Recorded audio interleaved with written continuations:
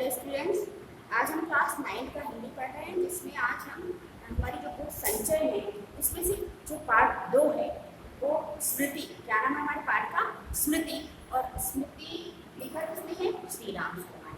जो लेखक है वे यहाँ पे अपनी बात बता रहे हैं और ये बता रहे हैं कि जो भी उनके बचपने की बातें रही होगी वो यहाँ पर हम बता रहे हैं उनके बारे में, है ना।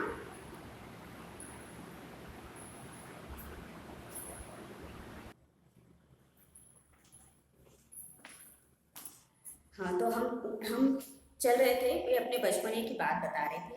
जो श्री राम शर्मा लेखक हैं वे काफ़ी अच्छी स्मृति मतलब याद है ना। स्मृति मतलब जो पहले हमारे साथ बचपने में बीत चुका, बाल्यावस्था की जो बात ये बता रहे थे वे आज यहाँ पे हम देख रहे हैं। तो यहाँ तक हम तो आपको बता दिए थे कि जिस समय लेखक झरबेरी मतलब बेरी के झाड़ के नीचे खेल रहे थे या बेर चुन के खा रहे थे, उस समय कोई व्यक्ति वहां पर आता है और उन्हें बुलाता है और बुला करके ये बोलता है कि तुम्हारे बड़े भाई साहब तुम्हें बुला रहे हैं। तो जिस समय लेखक वहां थे, जो बचपने की बात थी, तो उनका छोटा भाई और एक था, वो उनके साथ में था और वे छोटे भाई के साथ में अपने छोटे भाई के साथ में बेर तोड़कर खा रहे थे। अब जब अचानक से कोई व्यक्ति आकर इस तरह से बोलता है कि जल्दी से जल्दी तुम्हें घर बुलाया जा रहा है, तो बेचारे घर पर जाने के लिए, लेकिन दुनिया भर की बातें दिमाग में आती है। अब बचपना ठहरा, कहीं मुझे भाई साहब मारेंगे तो नहीं, कहीं कुछ करेंगे तो नहीं, मैंने क्या गलत कर दिया, क्या मैंने ये गलत था, ये क्या हमारा गलत था कि हम झरबेरी के झाड़ के नीचे बेर चुन कर खा रहे थे, क्या ये हमारा? वो दुनिया भर की बातें हमें दिमाग में आ रही थी, है ना। तो यहाँ तक हम चले थे। जिस ये लेसन काफ़ी अच्छा है और सुनने में बहुत अच्छा लगेगा आपको, क्योंकि मजाकिया तौर पर ये लेखक ने इसको लिखा है। कुछ कुछ शब्द तो बहुत अच्छे हैं, जिस तरीके से हम उसको मजाक के तौर पर हम पढ़ेंगे, क्योंकि बाल्यावस्था की बचपने की बात जब बता रहे हैं तो काफ़ी कुछ बातें ऐसी हैं कि हमें कहीं कहीं तो बहुत समझ में नहीं आएगा, कहीं कहीं ऐसा लगेगा कि नहीं, एक मजाक के रूप में लेखक हमें ये स्टोरी को सुना रहे हैं, है ना, अपनी बात बता रहे हैं। तो यहाँ तक हम आ चुके थे, है ना। जिस समय अब वो जब घर पहुँचे और घर पहुँचे तो उन्होंने देखा कि सामने सामने ही भाई साहब एक पत्र लिख रहे हैं। तो वहीं पे उन्होंने सोच लिया, उनका दिमाग वहीं थोड़ा सा ठंडा हो गया कि नहीं, हमें मारेंगे नहीं भाई साहब, भले ही हमें थोड़ा कुछ बोल देंगे लेकिन मारेंगे तो नहीं, क्योंकि वे अपने काम में व्यस्त हैं। जब अपने काम में व्यस्त हैं तो हमें मारने का तो कोई चांस ही नहीं होता है ना। इस तरीके से बातें वे सोचने लगे। अब क्या था कि जब हम उछलते कूदते, मैं पढ़ने जा रही हूँ और पढ़ करके आपको सुनाती हूँ। तो उन्होंने कहा कि जाओ तुम मक्खनपुर जाकर ये जो पत्र है, इस पत्र को तुम जाकर डाकघर में डालाओ। क्यों डालो? क्या हो? क्योंकि शाम की जो डाक जाती है उसमें ये पत्र निकल जाना चाहिए, है ना। उस डाक से ये पत्र को यानी ये पत्र निकल जाना चाहिए। तो आप उस पत्र को जल्दी से जल्दी जाओगे, और मक्खनपुर मतलब थोड़ी दूर पे उनका गांव था, और वे वहाँ जाकर उन्हें पत्र डालने के लिए उनके बड़े भाई साहब उनको आदेश देते हैं। अब क्या होता है कि मक्खनपुर के स्कूल और गांव के बीच पड़ने वाले आम के पेड़ों से प्रतिवर्ष उससे अब जब उनके पास एक बबुल के झाड़, जो बबुल का झाड़ होता है उसका एक मोटा डंडा उनके पास रहता था हमेशा। पुराने ज़माने की बात, 1908 की ये जो बात है, उस समय की बात। पहले के लोग, ये आजकल जो हम पहनते हैं जीन्स ये वो तो पहले होता ही नहीं था। वो कुर्ता, और चाहे वो बच्चा हो चाहे कुछ भी हो, उन्हें कुर्ता और धोती पहनना जरूरी हो जाता था। तो वो कुर्ता और धोती पहनते थे, है ना। अब उस समय बचपना ठहरा, और जब खेलने के लिए जब उनको खेल रहे थे और या झाड़ी के नीचे बेर चुन रहे थे, उसी समय भाई बुलाते हैं और पत्र को डालने के लिए मक्खनपुर उन्हें भेज देते हैं। अब वो जब जाते हैं तो वे सोचते रहते हैं कि स्कूल और मक्खनपुर से जो भी है, मतलब जो रास्ते में पेड़ पड़ते हैं आम के, उससे क्या होता था, ये जो बबूल की लकड़ी लेके हम चलते हैं, ये हमारा एक क्या है, शस्त्र है हमारा। इसके बिना ये हमारा सजीव मित्र है। कहने का मतलब कि ये जब तक लकड़ी हमारे साथ नहीं होगी तो हमारे साथ। पहले तो सुरक्षा के लिए क्या होता था, रोड तो ऐसी पक्की बनी रही थी, पगडंडी बनी थी। पगडंडी मतलब पैरों से चलने वाला रास्ता था, और पहले के ज़माने में कहाँ इतने व्हीकल्स और कहाँ ये सब थे।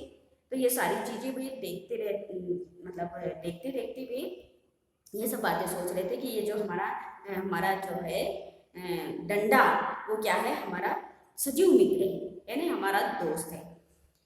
चलिए, अब वो डंडे की जब बात आई तो वो बोलते हैं कि ये मक्खनपुर से स्कूल और गांव के बीच पड़ने वाले आम के पेड़ों से प्रतिवर्ष उससे आम जुड़े जाते थे। इस कारण वह मुखडंडा सजीव सा प्रतीत होता था। प्रसन्न मन हम दोनों मक्खनपुर की ओर तेजी से बढ़ने लगे। चिट्ठियों को मैंने टोपी में रख लिया क्योंकि कुर्ते में जेबें नहीं थी। अब कुर्ता था, जो कुर्ता पहले थे उसमें जेब नहीं थी तो अब वो चिट्ठियां रखी कहाँ, तो पहले के जमाने में धोती कुर्ता और टोपी पहना करते थे। तो वो टोपी के नीचे उन्होंने क्या किया था, वो पत्र को, चिट्ठियों को उसमें रख लिया था ताकि वो उसके अंदर रखे रहे। और टोपी ऐसी थी कि वो गिरती नहीं थी बालों से। हम दोनों ने उछलते कूदते एक ही सांस में गांव के 4 फरलांग दूर उस कुएं के पास आ गए, जिसमें एक अति भयंकर काला सांप पड़ा हुआ था। कुआं कच्चा था और 24 हाथ गहरा था। उसमें पानी न था। उसमें न जाने सांप कैसे गिर गया था। कारण कुछ भी हो, हमारा कुएं में होने का ज्ञान केवल 2 महीने का था। बच्चे नटखट होते ही हैं। मक्खनपुर पढ़ने जाने वाली हमारी टोली पूरी बानर टोली। अब जितने भी बच्चे स्कूल जाते थे तो वो अब वो कहाँ याद कर रहे हैं, जब चिट्ठी डालने जा रहे हैं, है ना, तो क्या याद कर रहे हैं कि हमारी जो टोली है वो वानर टोली थी। और ये जो यहाँ पे जाते जाते हमें जो कच्चा कुआं दिखाई दे रहा है, वो कुआं भी 24 हाथ, यानी जो एक हाथ से हम गिना जाते हैं 24 हाथ नीचे गहरा था और उसमें पानी नहीं था। तो जो 2 महीने पहले यहाँ पे एक सांप, उन्होंने सोचा कि ये जो काला सांप था वहाँ पे रहता था। तो वो सोचते हुए चले जा रहे हैं। और क्या करते थे वो उस समय कि वो लेखक जो थे, बचपना ठहरा, जो बदमाशी थी, वो सारी चीज़ें, सारे जो टोली थी उनकी, वानर टोली, वो सबकी सब जाती है, वो कुएं में जरूर झांक कर देखती थी, है ना।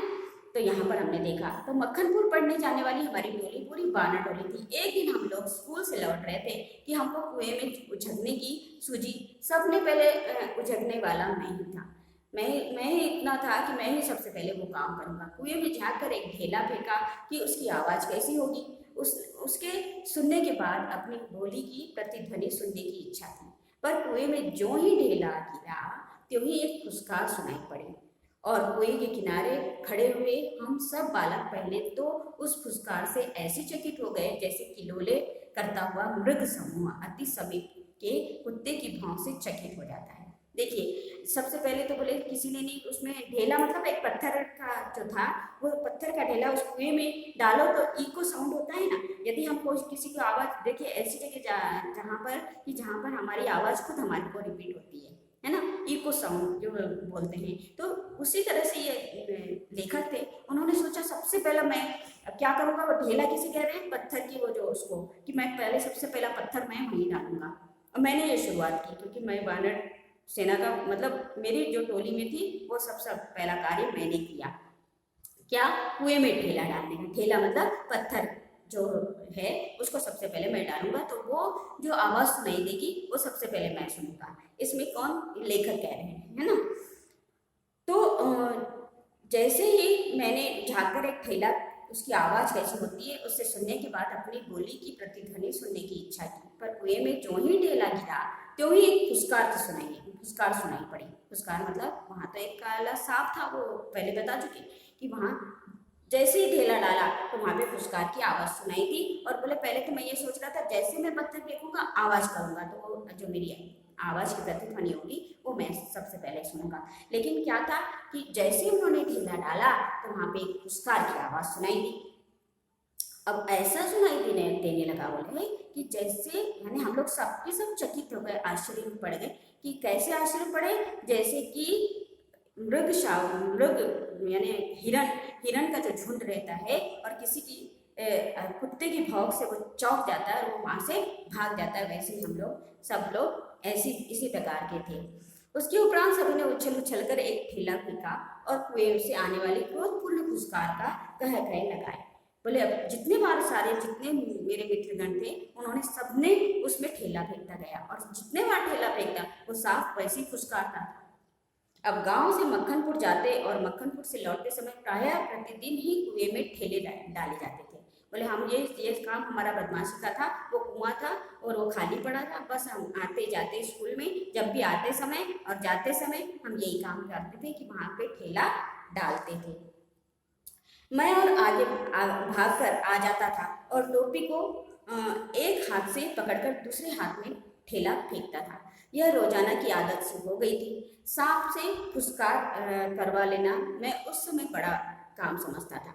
इसलिए जैसे ही हम दोनों उस कुएं की ओर से निकले, कुएं में ठेला फेंककर फुसकार सुनने की प्रवृत्ति जागृत हो गई।